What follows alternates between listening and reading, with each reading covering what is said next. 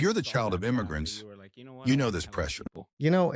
I think about that a lot because it's difficult to pinpoint any one specific thing. But I think one thing that we talked about that we related on is being the child of immigrants had a lot to do with it. And that's something that I think a lot of times gets lost. That if you, and I explain this to my kids a lot because they're not the children of immigrants. And so sometimes I need to remind them to work hard, to leave your country, to leave your community and your comfort zone, your language, your culture, your friends, and to just uproot and move to a new country takes a lot. It is not something that we should take lightly as Americans. And I think sometimes we do. And I think we lose a little bit of that empathy for what it takes for people to do that. Number one, you have to be driven out. Sometimes things are so bad that you have to leave. And sometimes you're a dreamer and you want a better life and you want your children to be able to achieve things that you have not been able to achieve and have opportunities that you weren't able to have. And the reason I bring that up is because there's a drive and grit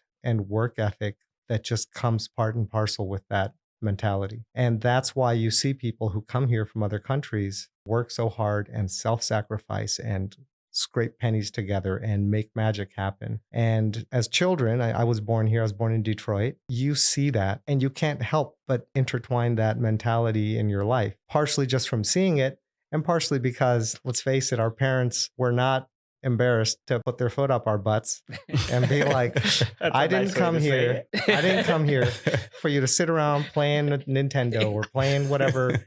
I came here and I did all this and I expect you to do Yeah. more. And so, and of course we heard that growing up. I watched my parents work hard and, build their first house. They built a house, they saved up. And that happened when I was in high school. And Left an impression on you. yeah, it did. And, they volunteered at the local mosque. They helped out in the community. They did all kinds of things in our neighborhood. And I guess that sticks with you.